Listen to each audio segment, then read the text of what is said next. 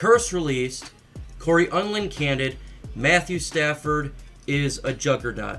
Let's go. It's LeGarrette Blount here, man, 3-time Super Bowl champion. I just want to give you a shout out to the YouTube channel, MicroMike, man. Eddie Murray, former Detroit Lion. Make sure you watch MicroMike on YouTube. Calvin Johnson Jr. here, a.k.a. Megatron. Big shout out to MicroMike and YouTube channel, man. Keep on talking everything Detroit Lions, and I just got to remind you, man, happy wife, happy life.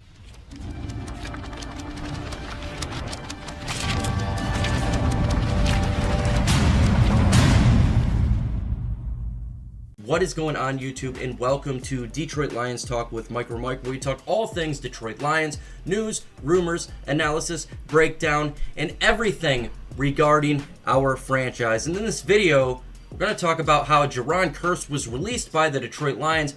What does it mean? A little bit of analysis of it, and give you my personal thoughts of the release.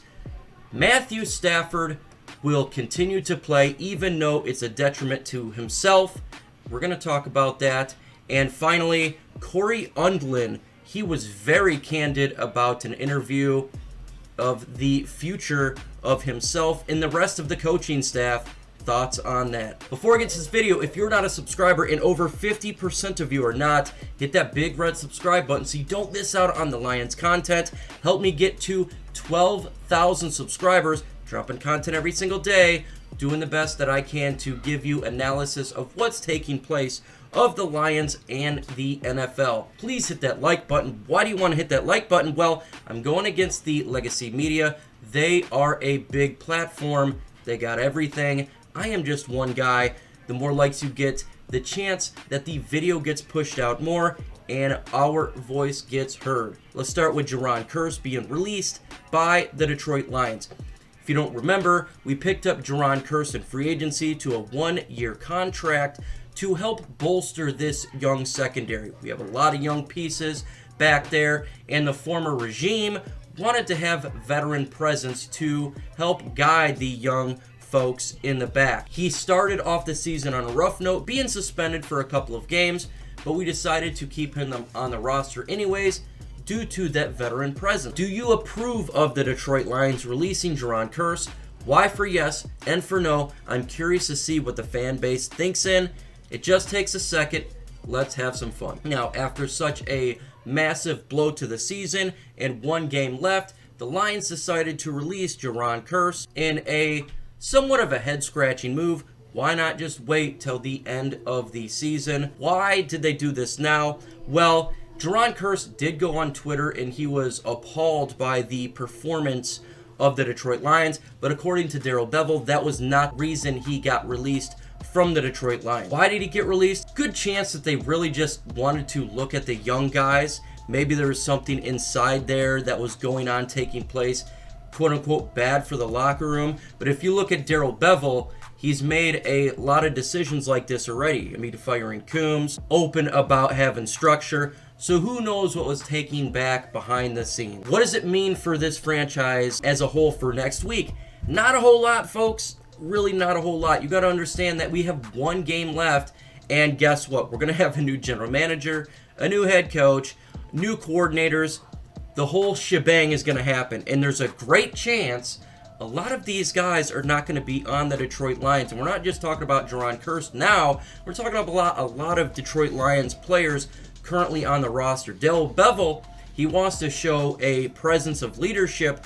That's why he's making these moves, because he knows that he has to make some sort of impression to actually have a chance to be a head coach for the Detroit Lions.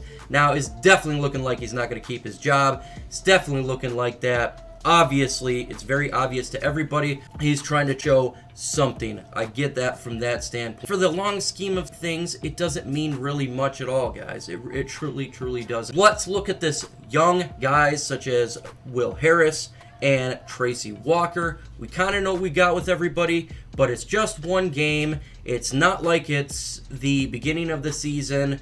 This team is not going to play good anyways. This defense is not going to play good anyway, so one player is not going to make a big difference at all. Right now, the Detroit Lions defense is historically bad on the presence of about to defeat the 2008 Detroit Lions defense, And let's get it straight. In my opinion, this defense is worse than that defense. Why? Because in 2008, the Lions offense was not as good as this offense. There you go. The defense in 2008 was on the field more compared to what this is taking place. There's more talent on offense, but yet this defense continues to be poor. Jayron Kearse is not going to help that out in the big scheme of things. Could we cut a conditional pick if he signed elsewhere? I don't believe so, in all honesty. I don't think so, because you got to understand with conditional picks, that also requires the fact that you don't sign anybody in free agency. And the last 4 years we haven't got a conditional pick because the Detroit Lions tend to pick up people in free agency and players from the Detroit Lions go to other teams. If you look at Graham Glasgow, we didn't get a conditional pick there.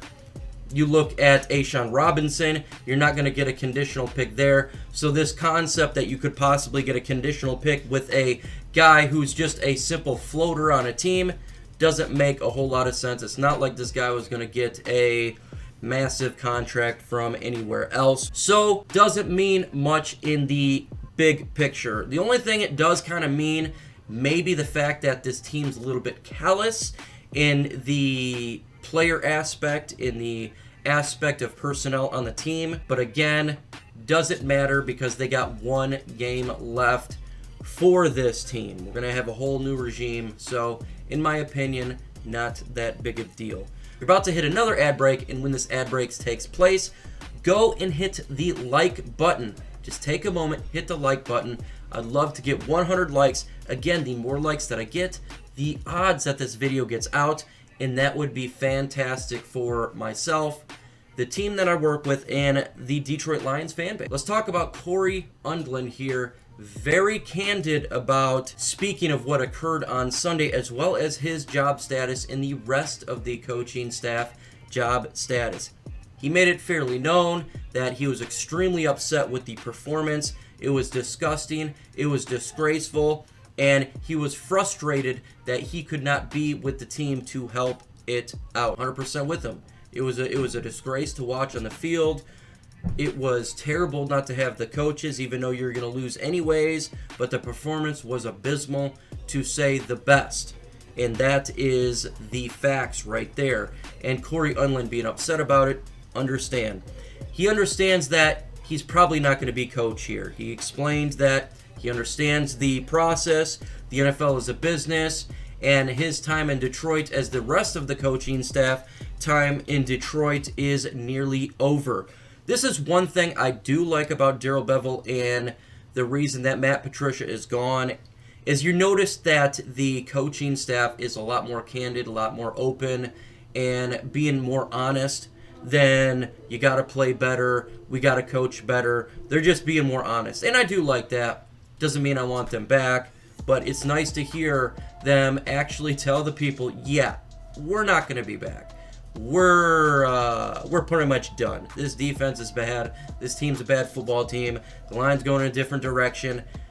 They understand it, and so do we. Matthew Stafford. I watched Matthew Stafford speak in the interview yesterday on the DetroitLions.com on YouTube. Go check it out if you'd like. He looks defeated on all fronts. I don't know what is taking place in his mindset regarding being the Lions quarterback of the future, but he looks defeated like no other. He's beat up. He has so many injuries. He wants to play on Sunday.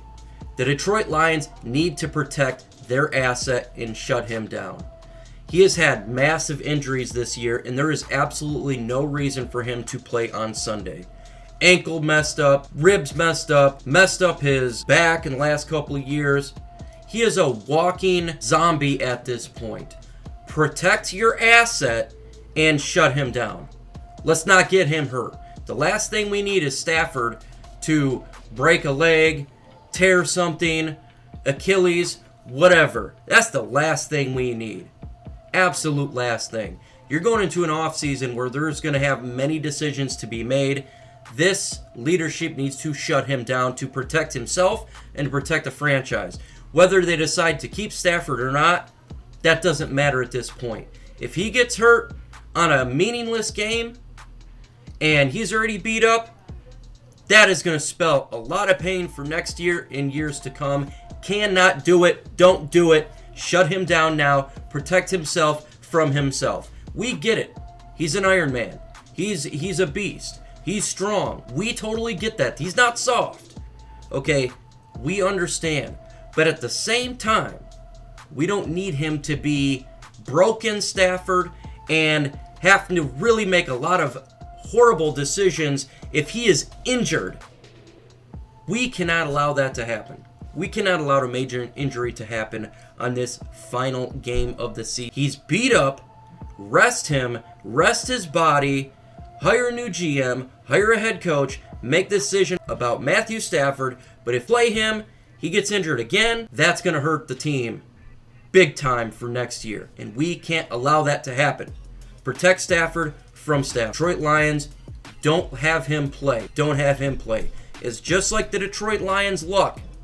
If on the final game, this guy gets hit and he tears an Achilles or he breaks his ankle or something like that, that would be something that would happen to the Detroit Lions. We got David Blau. Put David Blau in there. Let's see what he's got for the final week of the season, and we'll move forward. In the upcoming videos, we're going to be doing the Detroit Lions podcast on Thursday at 6:30 p.m. Eastern Time. Special guest. Can't wait to introduce him to the YouTube subscribers, as well as on Sunday, the final live watch party. Be there. Let's have some fun. One more week to go of this misery. Adios.